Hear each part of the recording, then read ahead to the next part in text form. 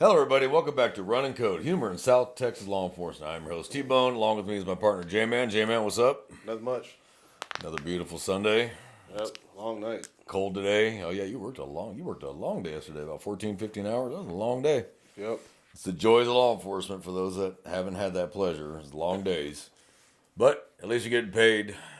We Yep. ain't doing it for free. That's Although true. we're not getting paid what we're worth, and that's for damn sure. So for those of us that are just joining us, we are humor and education and law enforcement, but for those that have been with us a while, we kind of pick topics, bounce off topics, and we're waiting on you guys to give us topics. That's what we put out in every podcast. We have our email. It's runnincode2023@gmail.com. That's RUNNINCODE@gmail.com. If you have an idea, something you want us to talk about, something you want us to address. We're not doing specific cases right now. We've had a few of those emails. Hey, you look into this case and talk about it. We don't have that kind of time for research right now. Eventually, our goal is to get to that point, but we just don't have that kind of time right now. We don't have the resources or the time. But that is a goal eventually, is to do that. And another goal that we have that J-Man and I have talked about is actually having in-screen share where you can see a video that we can dissect and talk about whether it was good, bad, or it was good but it looked bad, or it's bad but it looked good, or however you want to put it and whatever the situation may be. And then the eventual goal is to do live broadcasting as well, similar to what Anti-Hero does now. They started out as a strictly podcast, and they moved over to, they do podcasts, they also do live shows, Right. live broadcasts where people can comment real time or call in. I'd love to have that ability. I don't think we had the people for it yet, but we got to start somewhere. So those are the eventual goals. If you want to leave comments on the YouTube videos or audios, because the audio and the videos both on YouTube as well. We're on all the major podcasting networks, Apple, Spotify. I think we're on them all. And then Buzzsprout is who we use to upload this stuff. They're going to come out with that feature soon. I talked about it last episode on direct messaging to the podcasters, to the hosts. Right. So that's what we're trying to do, guys. Again, we're trying to keep it every Sunday. Stuff comes up. J-Man can't do it. I can't do it. But it's starting to even out. We're moving to a new studio in this week. We're moving to a whole different studio. So we're going to try to do an episode next Sunday.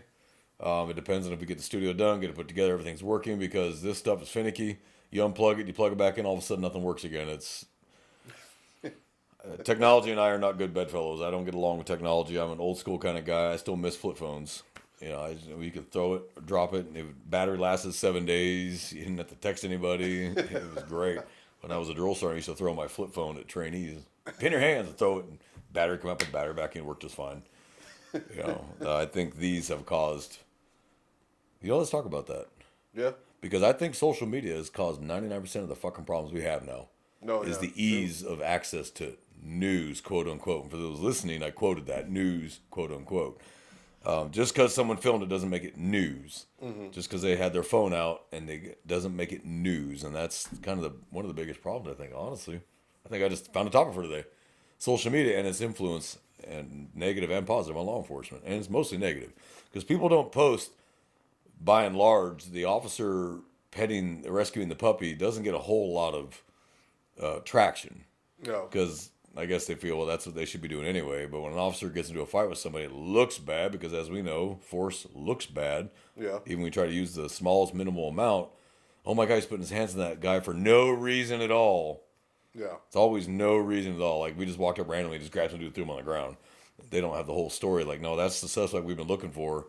And as soon as we got out, he started he wanted to fight, and we were going to get on top of him fast, get him into custody. The goal is not to hurt somebody in an arrest, and this is what a lot of people don't understand, is we're not trying to hurt people when you arrest them. That's true. Yeah. This is not the 50s where that was just a good time, okay? The goal is to no force. I'd love to have no force. I'd love every arrest was never use any force, so they just comply and, hey, deal with it in court, man. And in the county we're in, you're going to be fine. Don't worry about it. Like, it's going to be a minor inconvenience. All right. We don't, I think I said this before, we don't disrupt criminal activity in this county. We marginally inconvenience criminals, honestly, unless it was murder or like something majorly serious. We just marginally inconvenience fucking criminals anymore. We don't disrupt and smash criminal organizations. That sounds great, looks good on TV. This ain't The Rookie, all those shows.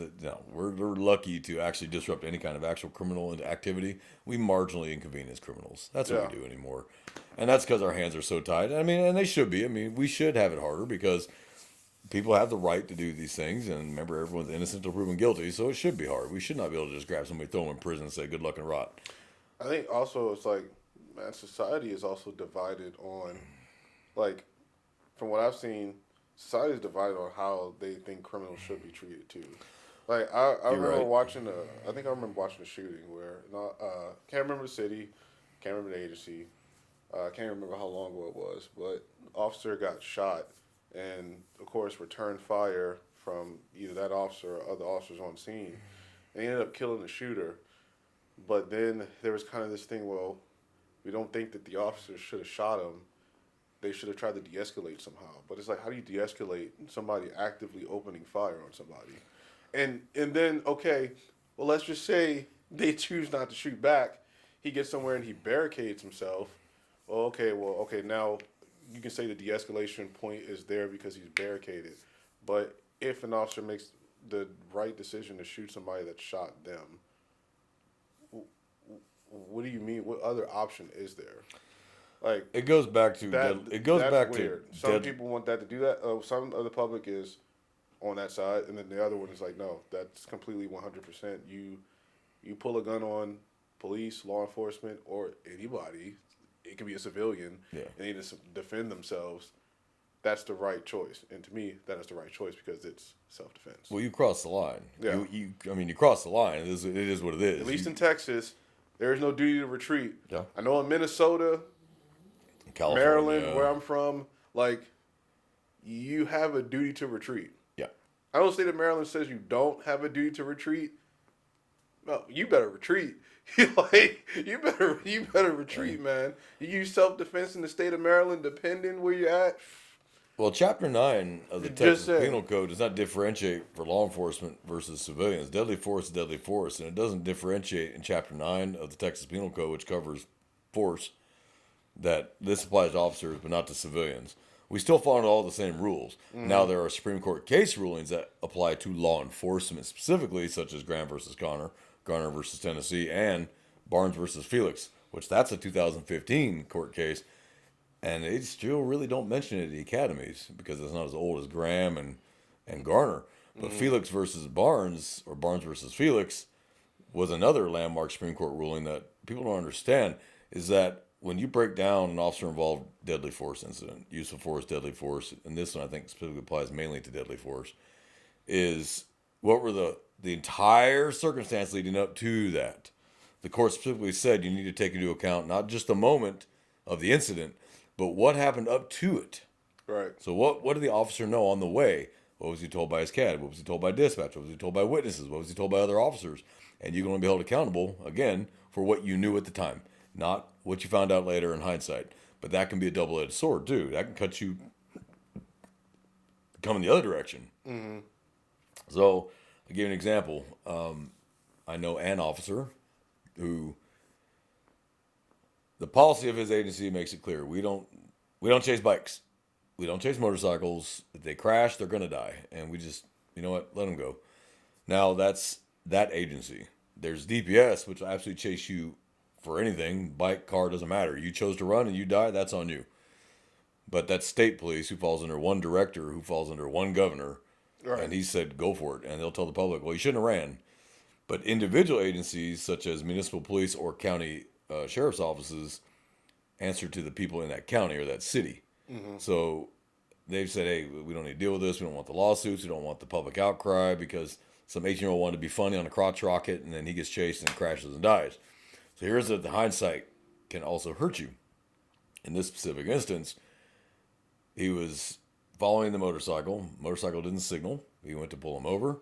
Chase is on. Now, it's a big old Harley. It wasn't a bullet bike. It was a Harley. So he's like, well, he's not really going to get up. He's not going to get away from me on that big old Harley. It's not a bullet where he's gone. So he chased him. Well, the guy ends up crashing out. Not hurt all that bad. In fact, it was just minor boo-boos. But then they find out the bike's stolen. Mm-hmm. Well, he tried to use that as an excuse. Can't. You didn't know it was stolen prior. Right. You found out afterwards. So you cannot come back later and say, well, hey, the bike was stolen. You didn't know that at the time. Mm-hmm. Now, if he'd have ran the plate, because he wasn't able to get close enough to get the plate originally, and it came up stolen, you might have a little more leeway because it's a felony in progress. You got unauthorized use of motor vehicle. Could be theft depending on how long ago it was stolen. That's basically how Texas works. Right. But you didn't know that. You were pulling him over for a taillight. That was it. And you were, oh, I'm going to chase him now. And the guy ended up wrecking. Now, luckily, he wasn't hurt that bad. Minor bumps and bruises, which is why the officer got a vacation and not a termination. But, so that's what I'm saying. Hindsight can help you. Or, I mean, what you know up to the time can help you. But hindsight can't really help you. But it can hurt you if you try to use it as an excuse later for why you did what you did. Like, oh, why'd you fight that guy, tase him, and beat him up? We robbed a bank. Did you know that? Well, I didn't know that. I found it afterwards. Okay, well, then that doesn't. So, remember, it's the prongs. What was the severity of the crime? What is the current danger the suspect poses to the public or the officer? And honestly, that's why I didn't say officer in public. Because, yes, officer safety is paramount, but our job is a duty to the public first. So, if we have to get hurt to avoid hurting the public, it is what it is. It sucks. As an example, let's say this guy and I are about to, he's pulling, I'm pulling, I realize behind him's a crowd. Right. I can't just pull off and pray to God I land perfect rounds right here where the rounds will stop and not go through. There's a crowd behind him. So now I have a choice. I can rip that weapon out and just start letting fly and pray I don't hit someone in the crowd that's directly behind him. Or I can maybe go down to a knee where it's an elevated shot or land on my back and fire up to where it's an elevated shot. You know, he doesn't have any such concerns, obviously. Yeah. But you still have to have those concerns. You know, criminals, we expect criminals to do criminal things. But cops, what's one of the rules of firearm safety? Know your arc of fire. What's between you and the barrel and the bullet and behind your target? Yep. So unless you're trained Delta operator where you can put both rounds in the size of a quarter on the move, right here in the heart or right here between the eyes where it will probably hold the round, we're not trained that way. Ours is just center mass. You aim small, you miss small. Well, generally we teach to hit here, so you're aiming large and you miss large. You know, now people... And I saw this when I was a firearms instructor. When I actually went to the instructor school, and I'd seen this demonstrated years prior, and I'd kind of forgotten about it. And you bring out a regular target. Hey, just keep it inside the 7 ring to 10. Just keep it inside there.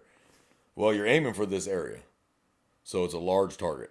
Right. And it goes out. You may hit in the 9 ring, or the 6 ring, the 5 ring, or you may miss entirely and hit the paper and not the black. But if you take a small dot, about 3 inches around, and put it in the center of that target and aim only for that center, you're going to keep them right about here. Aim small, and you'll miss small. Well, in a real world shooting, you're just trying to get that weapon out and get land targets and stop him before he kills you. The deadly force has already been established. The deadly threat is there. But if there's a crowd behind him, what are you supposed to do? Let him kill you to avoid killing an innocent civilian? And it sucks, but that's the job we chose. We have that duty to protect the public first. Because the order of importance is what? Innocent civilians, law enforcement, first responders, then the subject. Because he made his choice. He's last on the priority scale. Right. But innocent civilians first. That's our job. And it sucks that you may be put in that position where you have to do that. But that's the job we chose. So you can't come back later and go, I didn't have a choice. You did. You took the job, understanding that may be a choice you had to make one day. And that's why every law enforcement agency you ever sign into, they always have that one question. Do you understand you may be called upon to take a life? Yeah. And if you say yes, then you can't really back out of it later. Oh, I didn't know that might be a possibility. Yeah. We all know it's a possibility. It comes with the badge. It comes with the gun, the credentials you hold, and it comes with the oath or the commission. Sorry. And so you have more rules as a law enforcement officer than a civilian, because a civilian is expected to be a civilian. A law enforcement officer is expected to be the best and be currently trained and know all the laws and all the rules and every case law that is ever written about, Fourth Amendment search and seizures. And we don't. So we got to hope that you were trained by your agency really thoroughly and documented. Yeah. And that's the big one, is people don't understand, like, you got a lot of rookies and even younger officers that don't understand. Your training records are kept forever. Yeah. And they do that for a reason. Because if you ever get sued, the agency gets sued, and they go, well, you didn't train your officer. And they pull out the training records and go, yeah, we did. Here's all the training records we hit on. Here's the signature on every one of these classes. Here's all the training he got. He was told not to do this. In fact, here's the lesson plan. It was in the slides, or it was taught verbally or whatever by the instructor. This, do not do this. The agency is severing its liability from you. Like, no, we didn't train to do that. Yep. But if you do what your agency trained you to do, and you fell under your training regimen and your policy, then the agency is responsible for that. They trained you to do that. Derek Chauvin was a prime example of that with George Floyd. His agency trained him to do that. That's how the agency trained to subdue somebody, was the knee in the neck and all that. Because if you put the knee right here, it doesn't break, it doesn't stop the air, and doesn't stop blood. You're not going to knock them out by putting your knee right here on the side. Like for the camera, right here is not going to cause any of that. You're not blocking their breath or blood, which is the two things that a choke does, is block breath or blood. He was trained by Minneapolis PD to do that, but they did not allow those training records into his trial, which should be an automatic appeal, honestly, because that is how he was trained by his agency. So now you got to hold the agency liable. That's how you trained him. You're responsible for that. Maybe you shouldn't have trained him to do that way. But agencies now, and if every agency hasn't gone back through their curriculum since George Floyd and really gone through it thoroughly in the training and use of force, they need to. Because that's going to come back to haunt you. And if you do change something, you're going to have to do an in-service and train every officer. Don't do this any longer. You will now do this. So that's why we tell people there's law and there's policy. Laws are still written pretty generally. Policy is what tightens it up. So the law says, here's the law as it applies to law enforcement or civilians or whatever. But then here's policy for those specific agency and those officers in that agency. This is why you may do something that's not against the law. Right. Okay, it's not against the law to chase a motorcycle. It's not. It's fully legal under Texas state law to chase any motor vehicle that evades. Right. 100%. But your agency says no. You shall not chase unless in very specific authorized circumstances with authorization of supervisor, whether that's a sergeant, lieutenant, captain, chief, whatever gets on the radio and goes authorized. That's going to be, I can only think of like that would have to be like he's wanted for several murders, incredibly dangerous. We need to stop him now any way we can. Again, nature of the crime. Right. Pickpocketing, theft, let it go. Let it go. Yeah, we'd love to chase everybody that runs and put them in jail. Some things aren't worth it. And I do not want to stand over a body in a death in custody, which we discussed in the last episode what death in custody is, because he stole $20 of crap from a Walmart. That doesn't match. Like that's okay, it's theft. Like good Lord, it's a class B. Like let it go. Right. But the guy's wanted for murder, sexual assault, aggravated robbery, aggravated assault. That is a dangerous person we need in the custody. So circumstances may change, and some things may get authorized that normally they wouldn't be. But it's all dependent on the totality of the circumstances. What is he wanted for? Is he a danger to the public if we let him continue, if we don't get him into custody, X, Y, Z? So let's say that you chase that motorcycle that you legally were allowed to, but your agency policy said no. You cannot be held criminally liable because state law says you can, but you can get sued in a wrongful death because your agency policy said you will not. Right. Yep. That's what you don't understand. So if you do something out of policy but it's not against the law, you can't be held criminally liable for it, but you can be sued.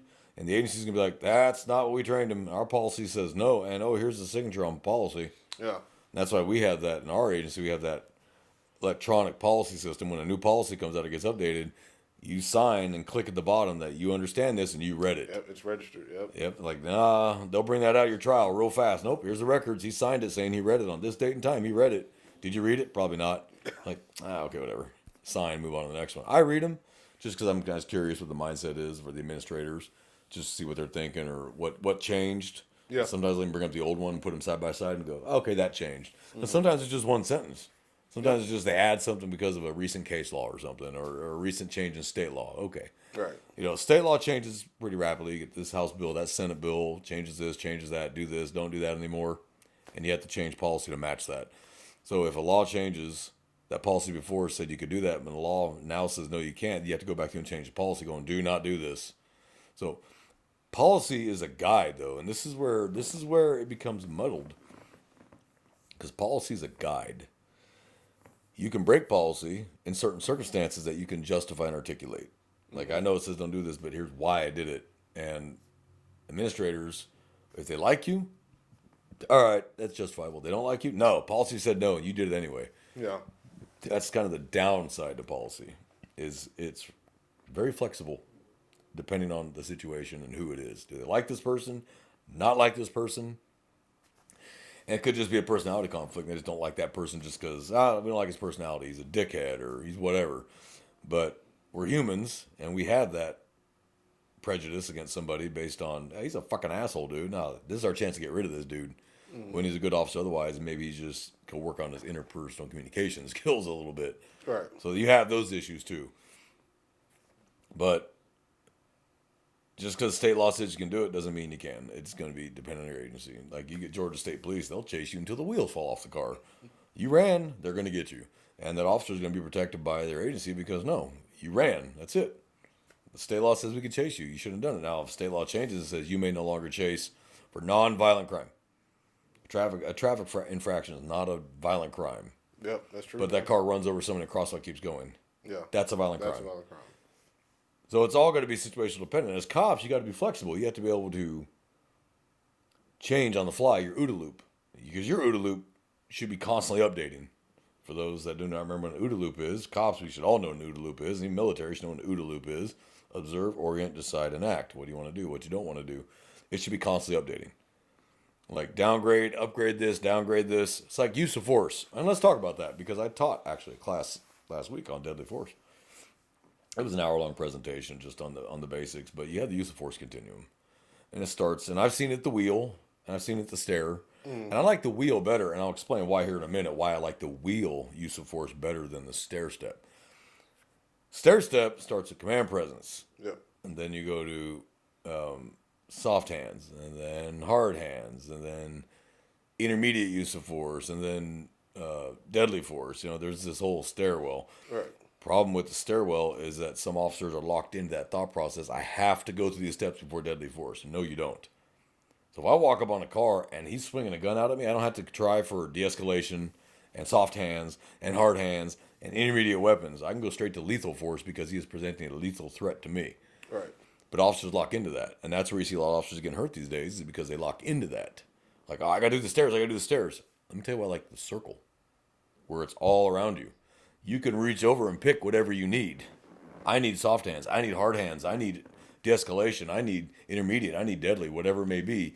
The circle implies you stand in the center of it and you can look around and pick the tool you need. Mm-hmm. I think that's a safer option. But get them out of that stair-step mindset and pull them into, I need the tool I need when I need it. Right. That's a healthier, safer option in my book. Now, you can escalate the use of force. He's fighting you. You're fighting him. And then he goes passive. Do you still keep pounding on him? Or do you start bringing it back down? Yeah, bring it back Start down. bringing it back down. Okay, all right, man. All right, you done? Okay. All right, man, I got you. Get him in handcuffs. Get him searched. Remember, it's cuff, then search. Cuff, then search. Cuff, then search. It's not search, then cuff. It's cuff, then search. Then get him medical attention because you don't want to show deliberate indifference. And most agencies also have a policy where if you use force, you will get medical, EMS, whatever you got to do, you will check them out. And a lot of agencies have a policy where the supervisor has to show up now. Hey, Sarge, I used force. I need you to get out of here. And the Sarge will come out and talk to the suspect, look at his injuries or her injuries and document them and go, what happened? Right. And they do that to protect the agency because you'll get a suspect that you had a little chingasa with, no big deal. Punches weren't thrown, but you had to put him on the ground and get him cuffed. And you look at him on the scene, they don't got a scratch on, they're not complaining of injury, asking for medical, and then they get down to the jail, and all of a sudden they got 3 broken ribs and a broken arm. And you're like, that's not what happened. Right. So if you cover your bases immediately and get EMS to them, one, you're not showing deliberate indifference. You get in the medical care because it ain't personal. You Right. got him in custody. You got to take care of him now. And then you get a supervisor out there to document the injuries right now. Usually what we'll do in our agency, your agency and mine, is we'll get crime scene out there, document this now. And they'll take pictures of them head to toe. Hands, arms, torso, legs, whatever, face, head, whatever. Let's see these injuries now so they don't all of a sudden later come up. Like, well, that's not how he looked on the scene. How the hell did he look like that when he got to the jail? Which would beg another question of what happened in the back of the car. Now, our vehicles have cameras right in the back of the car. Look right down into the back seat. It covers the entire back seat. You're not going to get away with that, nor should you. Right. This ain't personal. Remember Freddie Gray? Yeah. They should have secured him in that fucking car. They should have secured him correctly. Yeah. Now, I don't know if Baltimore PD has seatbelts in their transport vans. I don't know. I have no idea. I have no idea. I have no idea. But they should have secured him because he can't stop himself. He's in handcuffs, hands behind his back. So how's he supposed to stop himself from bouncing off walls Yeah. and hitting the floor? You had a duty to protect him and you didn't. That was a no-no. That was not done right. And I can look back on it and go, no, that was not done right. Will I defend officers? Yes, when they've done it the right way. Okay, but when you do it the wrong way, brother, sister, I can't defend that. You knew better, and you let your ego, your pride, or your anger get the best of you. And now riots are starting again, and here comes all the protests, and Congress wants to help sort fact from fiction. I mean, it's just the FBI wants to come in because you let your ego, pride, or anger get the best of you. Yeah, he tried to punch you. Yeah, the suspect tried to kick you. Yeah, the suspect maybe even pulled a knife on you. But once you got him in handcuffs, it's over. Yep. It's done. Yeah. He's not trying to kill you personally because of you personally. He's trying to kill you or get away from you because of your job, which is take them into custody and hold them accountable for the crime they committed. But it's not personal. Now, it's easy to feel it's personal when someone attacks you. But bear in mind, when you're in uniform wearing a badge, that's what they're attacking, is your badge, not you. They don't know you personally. They don't know you from Adam. Okay, now, if you get to a small podunk town, maybe, where they all grew up together in high school together, one became a cop, the other one became a criminal, then yeah, hey, man, I know your wife and kids, man, what the hell you do me like this for? You know, I've known you since we were friends, you know, whatever. Yeah. But generally, you get the large metropolitan areas, that's typically you don't know these people unless you work the same area constantly. You dealt with them before, like, really, Ricky? Again? Like, really? We did this last week. Like, why again, you know? But by and large, we don't know the person. And remember, as we remember from use of force, out of 100 contacts, 97 are going to be verbal, 2% are physical, but they're just trying to get away from you, 1% is trying to kill you flat out. Like, they're going to kill you. Yeah. And it has that, they're not trying to get away from you. They want to kill you for whatever reason. Either intense hatred of law enforcement or... Yeah. And again, this goes back to command presence. This is why I tell officers, if you look like shit, you will be treated like shit and you will not be taken seriously. Yeah. But if you look ready, you're in shape, good haircut, uniform's clean, duty belt squared away, boots are clean, and you stand a certain way with that, you know, interview stance, but you had that voice that says, I will not be fucked with, that stops a lot of shit real fast before it even starts. You look at this officer and go, I can't take him. But then you look at the overweight officer, dirty uniform, clearly not paying attention, clearly doesn't care. I've seen it all. They're like, I could probably take this guy. Mm-hmm. Either I can get away from him or I can fight him. It's going to be one of the two, and I'll get his weapon or whatever, and it just escalates from there. There's truth in that, yeah. And a lot of truth in that. There's how you look. That's why drill sergeants, when I was a drill sergeant, we always look our best. We always. The uniform is tapered and tailored and clean. Boots are polished. You have a perfect shave, no matter if you only had 2 hours of goddamn sleep. You have a perfect shave. You look ready. You look like a robot. There was a reason that all the branches, instructors, look like that. Because one is credibility. To your trainees, your recruits, whatever they are. Air Force is called trainees. And 2, the trainee's less likely to bow up on you when you look ready to whip his ass because you are in shape and uniform is tailored and you look, go ahead, trainee. There's always that, you hear that stupid shit. I never joined the military because if a drill sergeant got in my face, I'd knock him out. No, you're not going to. No, you're not. But occasionally you do find one that will. You do find one that will, and then that's your duty to pound that little shit into a pile of goo on the floor because we're not in law enforcement, we're in the military. Right. And then we discharge his ass. And I had that happen to me one time. And we dogpiled. All 4 of us dogpiled that trainee and That's beat crazy. the shit out of him. The Air Force is supposed to be the branch where, like, and this is no slight, but they say it's the least. Like, it's the least intense. And some things the least intense. Some things it is. Some things it isn't. It just depends on what you're doing. That dude couldn't. I mean, honestly, if you just can't hack basic discipline being put into your life, you're probably going to be very undisciplined. You have a hard life, just in general, because you can't discipline yourself. That's right. And so it's our job to bring that discipline and turn that civilian into an airman. Mm-hmm. Now, we're not the Marines and the Air Force, and we're not the Army, we're not infantry, but there's a base level of discipline. Yeah. And a base level of military bearing we want out of you, and there's a base level of attention to detail that we want out of you, because regardless of whether you're going to infantry or whether you're going to be supply or a cook, it doesn't matter, you're still in the military. Yeah. So there's a base level of discipline. And even the Air Force gets them where they come in and then they realize they don't want to be, they don't like being yelled at, don't like being told what to do. And we're like, well, did you never watch a military movie in your life? This is how it works. Everybody you see, every drill instructor you see standing there was in your shoes at one point. They started out same as you. And now they're where they're at because they had the ability to maintain good bearing, discipline. They're excellent records. They're knowledgeable about the career field, and they want to pass that knowledge on. There's a reason why people are picked to be instructors. Mm-hmm. That's the reason. We're going to instill a new discipline. We're going to instill a new esprit de corps. We're going to instill a new military bearing, attention to detail. And for those that don't understand, that are watching, that are prior military, why do they make us fold shirts perfectly every single time? It's attention to detail. So in the Air Force, okay, it's not infantry. You're not setting up claymores. You're not setting up, battle lines or ambushes or battle drill 1 alpha. But let's say you're going to be a jet mechanic for an F-16. If you can't fold a t-shirt, I don't want you working on a $70 million fighter that if you fuck up, kills that pilot. Yeah, that's very true. They have to, or they eject out of the aircraft and that plane noses right into a school full of children because you couldn't remember one damn thing.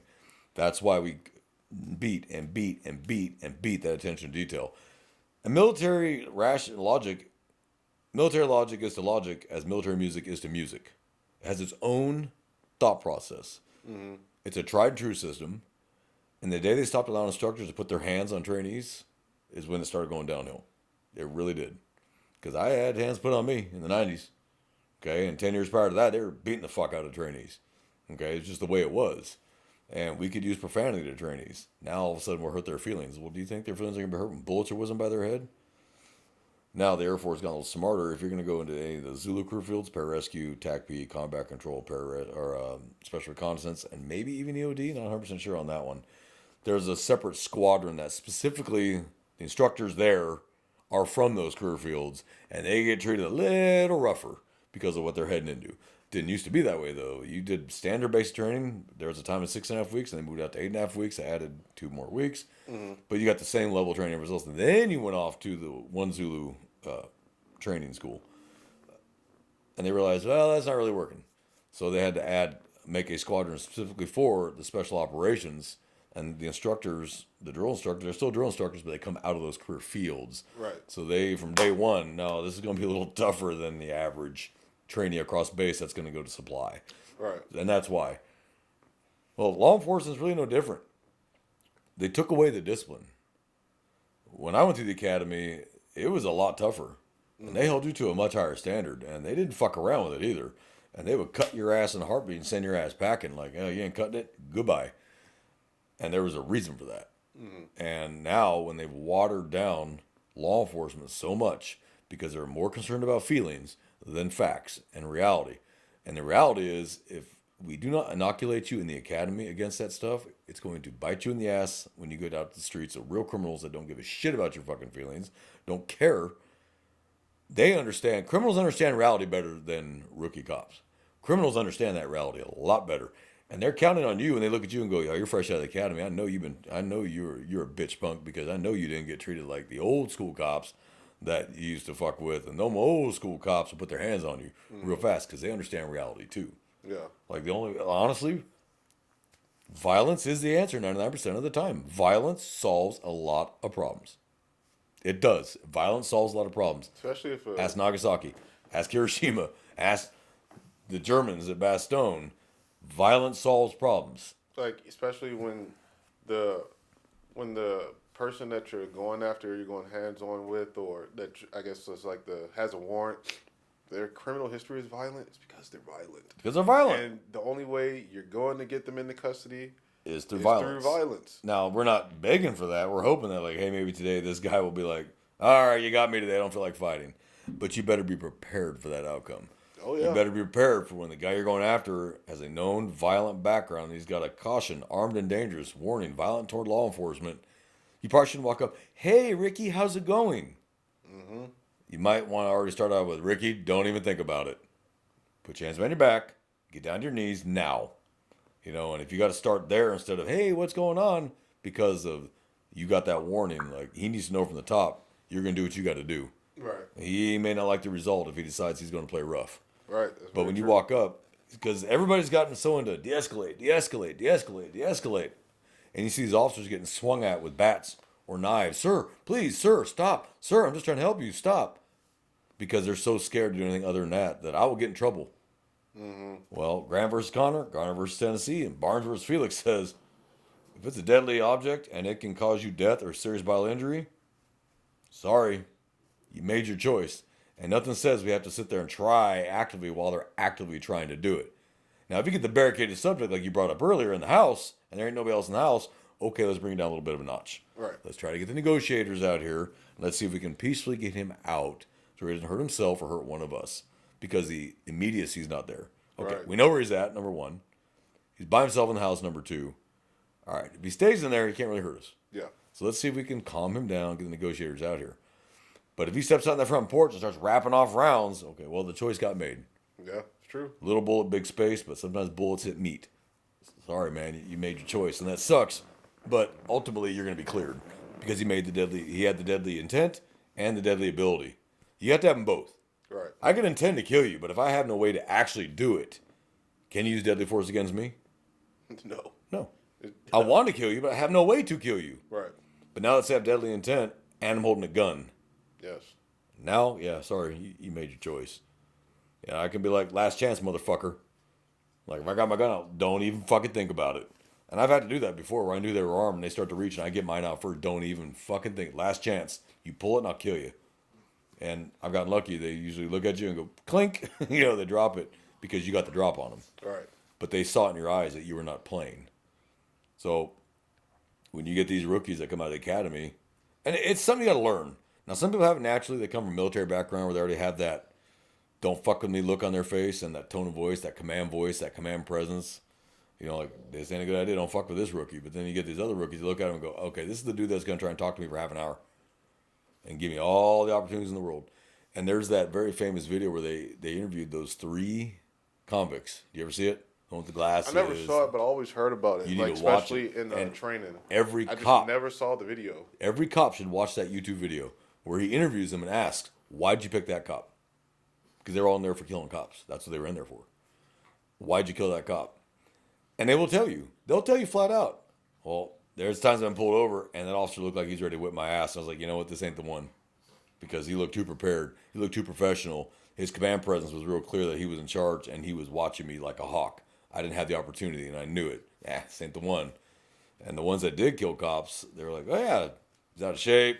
He or she wasn't paying attention. Uniform looked like shit. They didn't have any command presence. I can beat this one. And that was their mindset.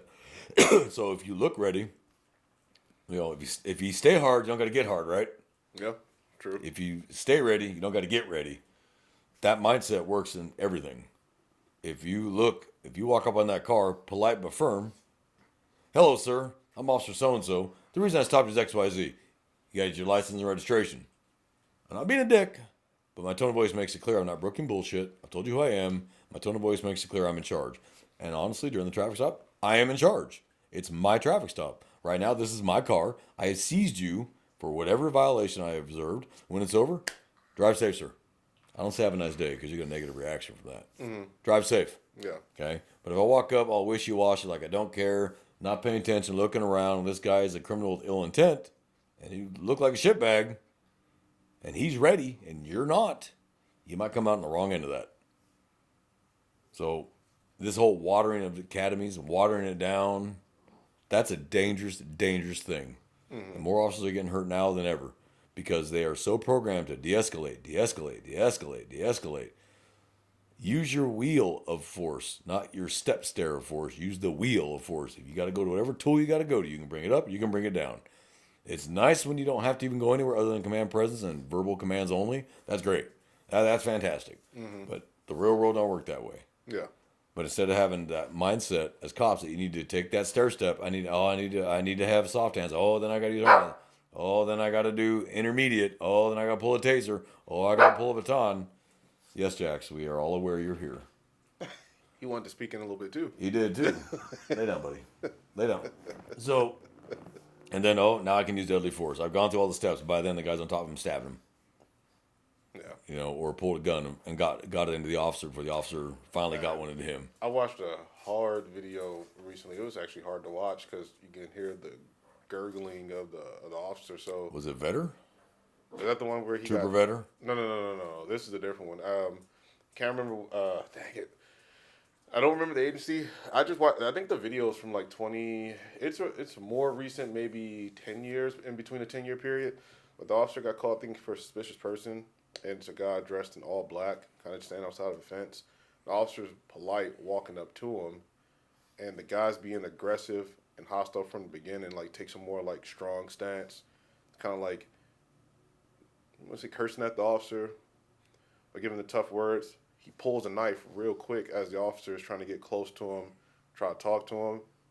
The officer retreats and he backpedals, and I guess he tripped over his footing because he's like trying to turn and run, but he could be sidestepping or trying to get that full sprint. And the attacker capitalizes on it and stabs the officer in the neck. So you can hear the gurgling and the gasping for air, and the dude ends up getting smoked by his own brother. Because I'm guessing, I don't know if the brother was a caller or whatever, and there was like maybe some mental health issues going on with the offender or whatever, but... The brother of the offender shot the offender? Yes. Oh, wow.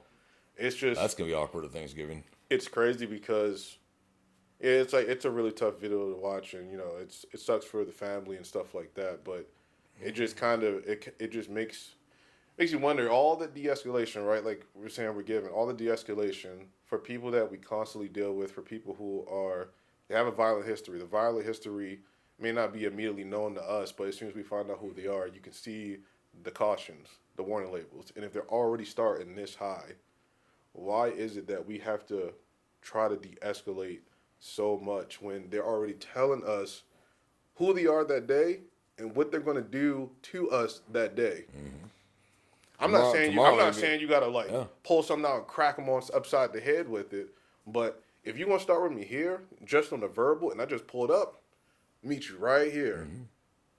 Like, hey man, like what the fuck do you want? Well, I'm gonna tell you what I want. You gonna turn around? You gonna put them hands on your head? That's what I want.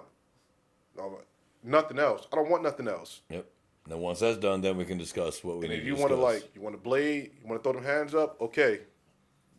Now we're gonna get to work. And that's the choice you made. It shouldn't be like, well, hey man, the fuck you want? What you doing here? Well, sir, please. Oh, hey, like, sir. I'm just here for the to talk to you. Because even on the streets, they don't respect that. You're already, yeah, that's right. And you're showing your weakness already. You're showing that you're not prepared. I'm not saying it's like patrol officers, deputies, troopers. We got to be in the street to interact with the street. But it's like you said, it's the firm but professional. Mm-hmm. I'm coming here to handle business. I'm not coming here to be soft. I'm here for a reason. Whether it was called, something I observed, I'm here for a reason. And de-escalation does work, but the person has to be willing to be de-escalated. They have to be willing to be de-escalated. Then there comes... they have to accept it, too. It's just not it's blanket like we can give it and everybody's going to accept it.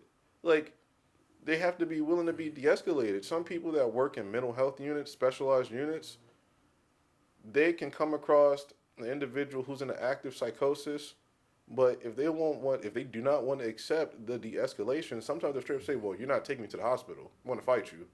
What do you do with that? Yeah. Well, I mean, you can just leave. You're going to the hospital. And leave them to their devices. Yeah. And then here comes the family and all the protests starting. Because then they'll say, well, they didn't help. Like, the family can say, well, they didn't help me. So one of my other family members ended up getting hurt. My loved one killed themselves in the psychosis, and the law enforcement just left and didn't want to do anything. Mm-hmm. They weren't willing to accept the de-escalation. That's what the report will reflect. Mm-hmm. But, I mean, that's bad, right? So then you go hands-on with them. You know, maybe they suffer an injury. Unfortunately, they may get killed if it's a bad active psychosis like that. And then the other outcome in the narrative is that they came in and they didn't de-escalate enough, and then my loved one was killed. Yeah. It really sucks. It does. It's a double-edged sword. And it's all cut both ways. And it's all who's viewing the prism. Yeah. Because the view can just go through the prism and just bing, bing, bing, bing, bing. Mm-hmm. It just all goes in all different directions. Mm-hmm. Except in the one where it should just, where does it start? Where does it lead you? How about we use that prism? And like where it just, that viewfinder, where it started here and you follow everything that happened in a linear path, and that was your outcome. Yeah, linear and chronological. What happened? And how did that happen and when? Not all these, well, I'm going to give it to this person, and they can look at it and say, well, I can see this, and this here. Well, I'm going to give it to this person and see what they say. And then you got 3 different viewpoints that, for some reason, they're all watching the same thing. I know. But they're making different interpretations of it. Yeah, they all see something completely different. You're like, well, how did you see that? 'Cause that's not what I saw. Now, but we're all a product of our experiences, too, and our own personal experiences in life. Right. But what people need to understand is if you're going to put your hands on somebody, there's always the possibility someone's going to get hurt or killed. Mm-hmm. Always. Even in a bar fight, where it's just 2 guys just drunk and pissed at each other, but one picks up the beer bottle, hits that guy just right and kills him.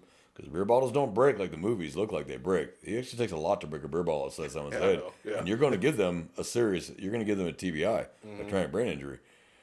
So anytime that a suspect decides to go hands off with an officer, that suspect needs to be aware, I might get killed doing this. The officer also needs to be aware that, hey, if I go hands on with this guy, I might get killed or I may have to kill him. Yeah. And that's why the officers need to train. And jiu-jitsu, honestly, really is the best application for law enforcement to get people under control without hurting them. Right. I'm not talking about the octagon. I'm talking about holds, manipulations, joint locks, wrist weaves, to where nobody's getting hurt here. We're going to get you down on the ground. If you know what you're doing with wrist locks and holds, you can get them down on the ground and hold them in place without expending a lot of energy. Wait for backup to get there. Hey, get that other arm. Yeah. All right, I got this one. You got it? All right, bring it around. All right, sir, really? I've heard that like some officers talk about that if you're not trained, it can lead to excessive force. It can, because I have seen officers who are heavily trained in jiu-jitsu, like they are black belts, they're blue belt, like they've been trained. They don't panic.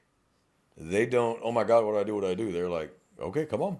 And they start in their mind, what am I going to do? That doesn't hurt this person, doesn't hurt me, and I get them into custody. And those are the ones that end up with very low outcome of officer or subject being hurt. Because they got them under control without hurting them. You might have to throw a chingazo or two in there, but you're not flailing away at their head with a baton. Or I'm gassed out, bang, bang, bang, because I'm gassed. And if I pass out, I lose my gun and I lose my life, because he takes the holster and goes, you know what, I'm going to solve this problem, bang, right here. Right. So that's why officers need to train. Now, and this is a sad fact, and I was discussing it this last week when I was teaching use of force. 99% of the time, law enforcement gets lucky. We don't run into trained fighters. We don't really run into trained fighters. I'll tell you right now, if I pulled over Chuck Liddell and he got out of the car and squared off, I'm probably going to have to escalate to deadly force when I'm by myself. I have a second unit. Hey, you be lethal and I'm going to try the taser. But if by myself and Chuck Liddell gets out, I know my limits. I am not an octagon fighter. I will not win this fight. He is going to kill me. That changes totality. But the average cop runs into the average subject. The average subject is not a trained fighter. You can be an untrained brute or a very well trained petite person and still get that untrained brute in the, if you know what the hell you're doing, wrist locks, joint manipulation, jiu-jitsu, you've studied, you practice, you work out and you're constantly in the gym, in the dojo or the gym, you probably get him into custody. So if you decide to go hands-on with that trained fighter, you better have some training yourself. Right. Because, and I'm not knocking women officers. I'm really not. But if you're 5'2" and this guy's 6'4", and he's drunk and pissed, and you have not really actually trained, you spent more time on TikTok and your nails versus actually training, you're more than likely going to have to shoot that person. And that's just the realities. Now, will it be justifiable? Yes. Based on size disparity. Oh, well, he's 6'4" and I'm 5'2". I weigh 95 pounds. He weighs 220 pounds. He's got muscles bigger than my head. I didn't have a choice. He was going into custody, and I didn't have time to wait for backup, or it happened too fast for backup to get there, or whatever it may be. But let's reverse that. Your 6'4" officer weigh 230 pounds plus all your gear, so weigh about 260. And it's some guy or gal that's 5'2" and starts trying to punch you. It's not going to look real good if you pull out a gun and go, bang, I don't want to get punched. It's going to be, again, size disparity. Because the prosecutor now, when they're coming after you for murder, is going to stand you up, and they're going to stand up a mannequin that's their size and go to the jury. You see the size difference here? So officers can alleviate a lot of that with actual training. Get in jiu-jitsu. Learn boxing. Jiu-jitsu is still the best application for law enforcement. It has the best application because it's designed to hold, grapple, get them under control, hold on to them without hurting them. Now they do teach you how to hurt. That's the whole point of UFC, is try to knock each other out. But for law enforcement, our goal is to get you into custody with the minimum amount of force used. So if I can get you in a wrist lock and a wrist weave and just hold you there, I'm not kicking you, I'm not punching you. So anybody even standing around with a phone watching, it's still kind of boring because I'm just holding you in place. Right. I'm like, hey, dude, stop. And you call me, get your radio. Hey, I need units over here. I got one resisting. They'll get over there. We get them into cuffs. There was no sock him in the mouth, sock him in the face, throwing knees. Now, when you have to do that, you have to do that. It is what it is. You better start throwing them knees and start throwing them elbows. It is what it is. But if you're trained and skilled enough to actually just get them held on to where he can't get away from you, and you're not burning all this energy to hold on to him because you're just holding him, just waiting, the outcome's going to be a lot better, and the use of force won't look so bad. Because as we all know, it's not what it was, it's how it looked. So yeah, you could have a justified use of force all day long where you're pounding the crap out of this guy and he's fighting you back. It's legitimate, but it doesn't look good. Because everyone trains officers to always be the most squared away, most capable with their hands, most capable of getting someone under control that does not want to go to jail, that is drunk, that is high, whatever it may be. And they expect us to be like, sir, stop, stop, wrist locking around the ground, whatever. Sounds great. It's just not the reality. But it's not the reality of law enforcement in the moment. And anybody who's worked DWI unit especially knows that things change with the drunk real fast. And their mental attitude changes real quick. And the fight's on. And drunks don't always feel things. Like you can start wailing on them and they're not feeling it. Now they're going to feel it tomorrow in the holding cell when they sober up and they wake up and they're busted up. They ain't going to feel it right then when they're hammered. And that's just the reality. You get some big asshole on tequila that wants to fight. He may not feel anything. The taser may work because that has nothing to do with that. It's neuromuscular incapacitation. Lock him up, lay him out. But you can't count on that tool. Yeah. You just can't. And officers are so scared to use their batons anymore. They are effective. And if you use them correctly, they do work. Because no one likes being hit, and it hurts like hell. If you give that good solid, and I'm an ASP instructor. I teach baton. And I tell my trainees, you swing for everything you got in that first hit. And if you connect, shoulder, bicep, whatever, or they throw their wrist up and you hit them right here, with everything you had in the first swing, you're probably not going to have to do a second swing. Don't give them a social hit. They're going to be like, oh, that didn't hurt. Oh, that really didn't hurt that bad.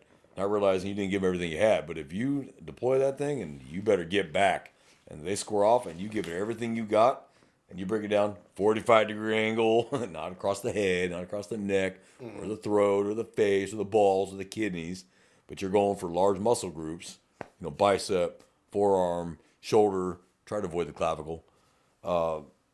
If you get everything you got, you're probably going to stop it with the first swing and they're done. Okay. Lay down. Now you're getting another one. Problem solved.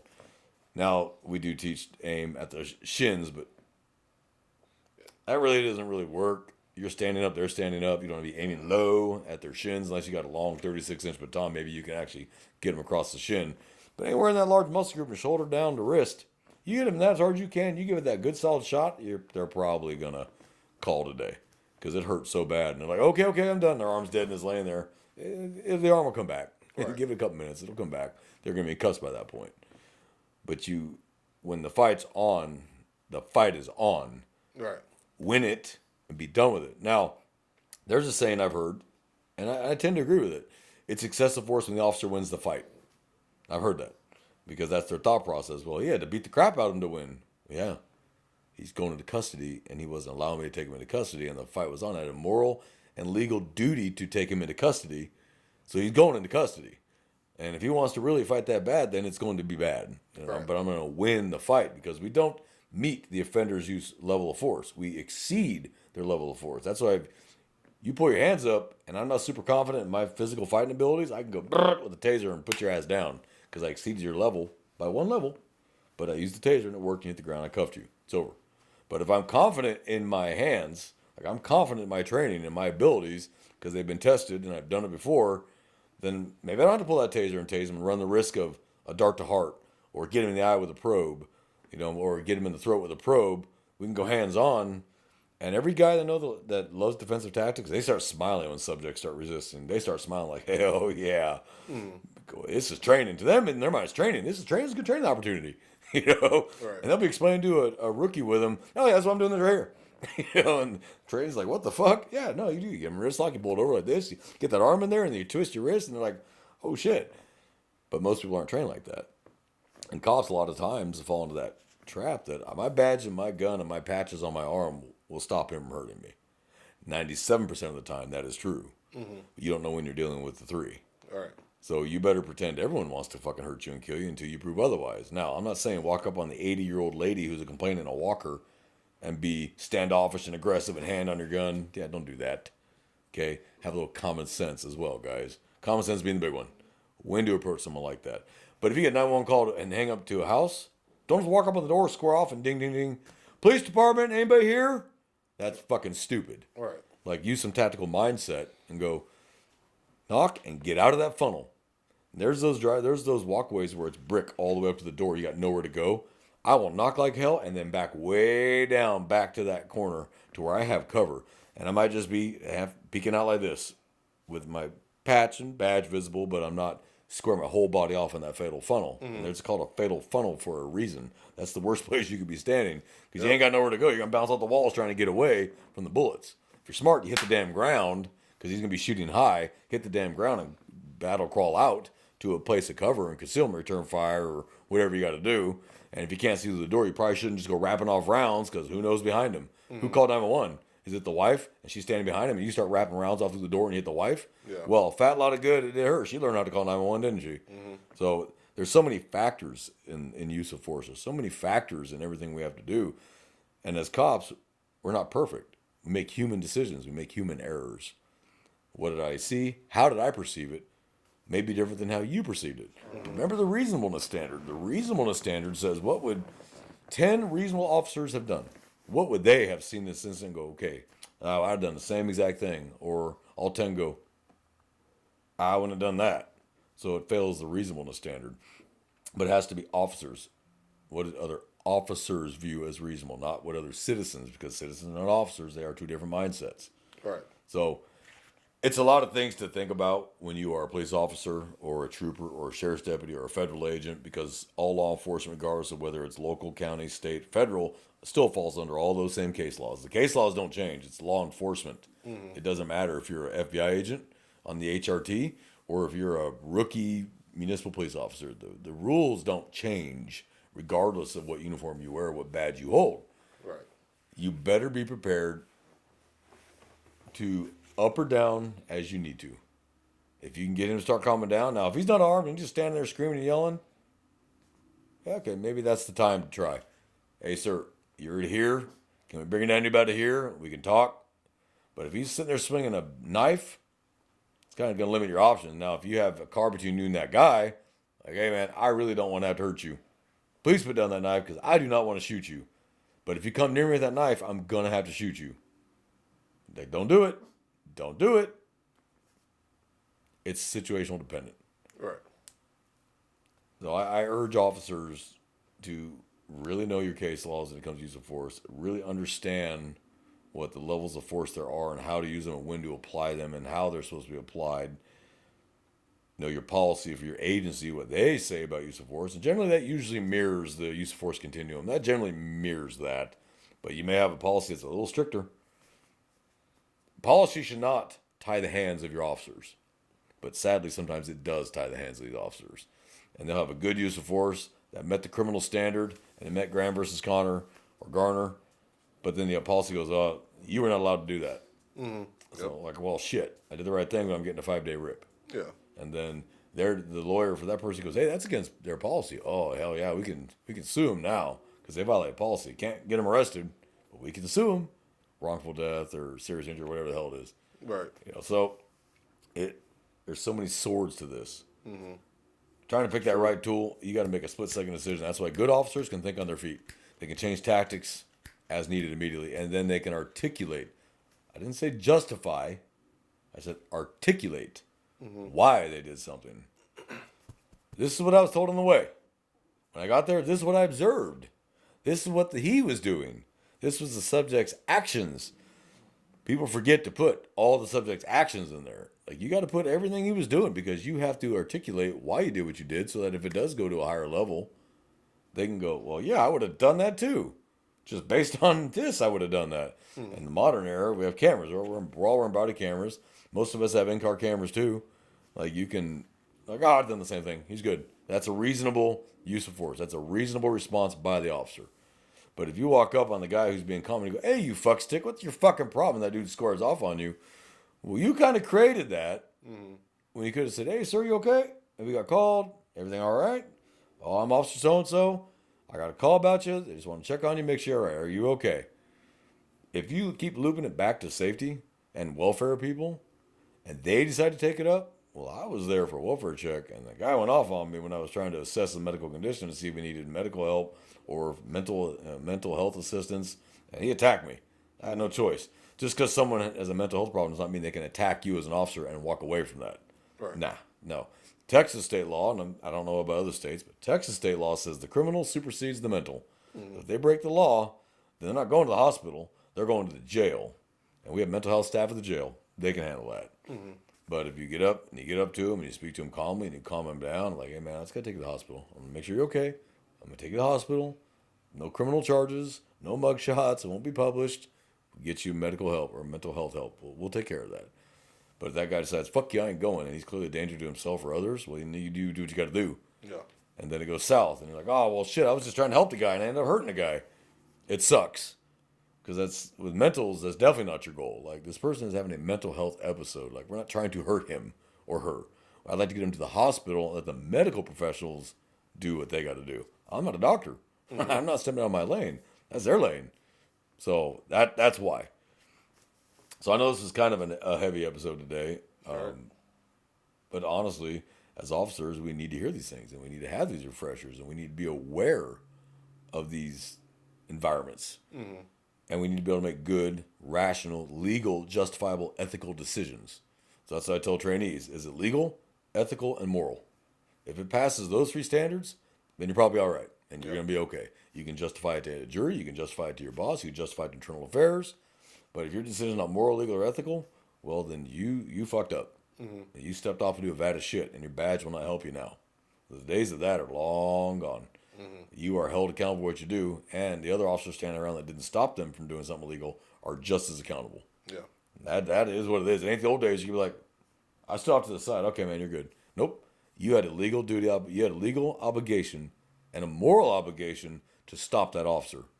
Like, hey, okay, he's done. He's done. Go cool off. Now, go cool off. I've had people pull me off someone, and I've had to pull an officer off somebody.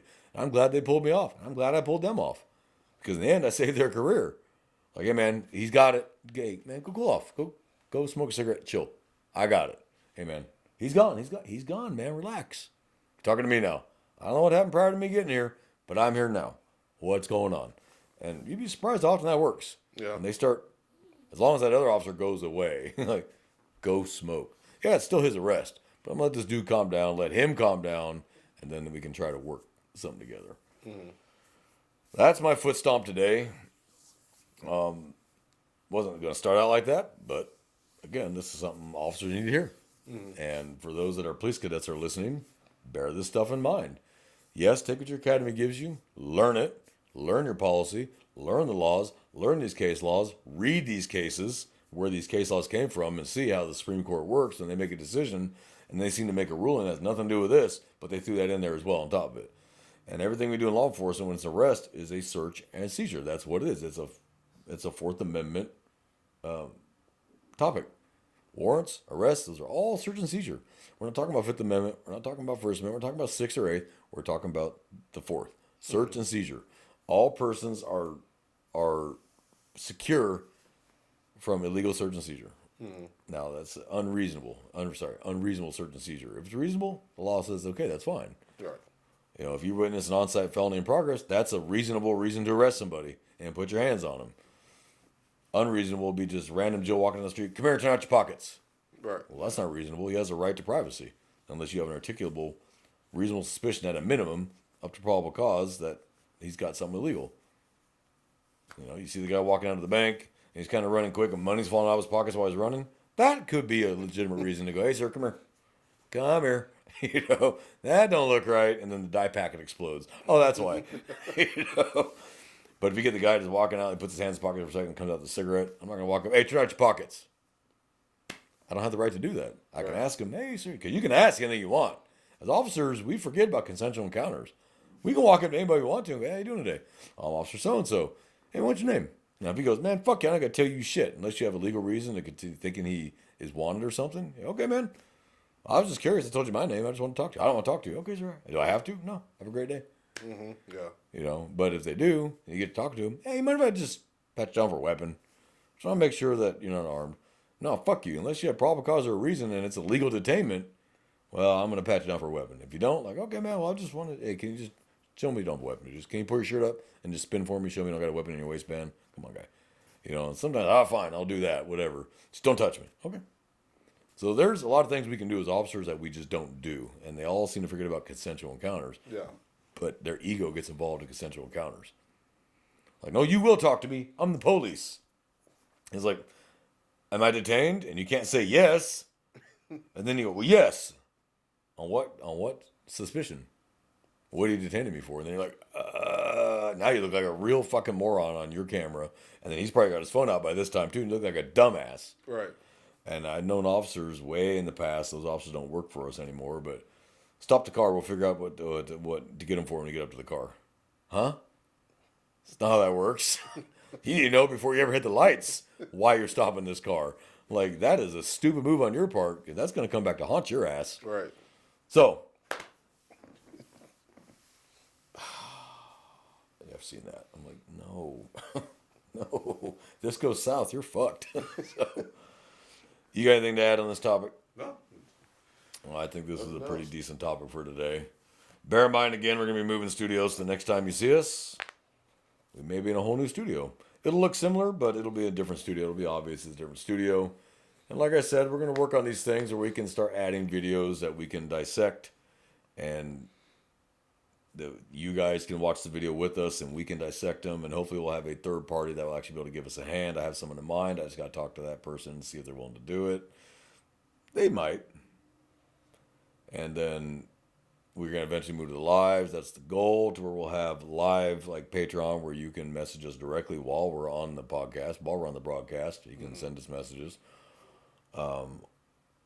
Or call-in ability, which eventually I'd like to get to, where we can interview other officers, maybe from another state, that got into something. We'd like to get their take on something, like, hey man, I saw this video of you, and can you explain more about what happened here? And some officers would be willing, some officers probably wouldn't be, and that's fine. Right. But there's enough that would love to hear the sound of their voice, kind of like me. That probably would have no problem with it. So that's where we're moving to. That's what we're going to try to do. That is the goal. We've been doing this almost 3 years now. I think 23 we started this, somewhere around 23. So. Yeah, 23. And so technically we should have 150 episodes, but it is what it is, and we're working on that. We're going to try to do something real special for our 100th episode. Maybe we'll have a big old bash. Who knows? Working on these things.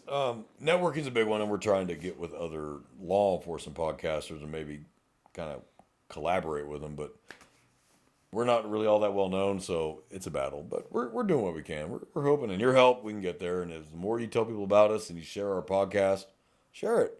Tell your family, tell your friends, tell a shithead. I don't care. Let them watch it too. They're not going to learn anything that's secret, that they can't look up for themselves on YouTube. So we don't divulge classified law enforcement information that we're sensitive to us only. So give it to everybody. And we've had criminals. I'm a criminal. I think these guys are hilarious. Hey, appreciate the watch. Learn what not to do. Ding dong. So remember, you want to email us, runnincode2023@gmail.com. It's RUNNINCODE 2023@gmail.com, or leave videos on YouTube.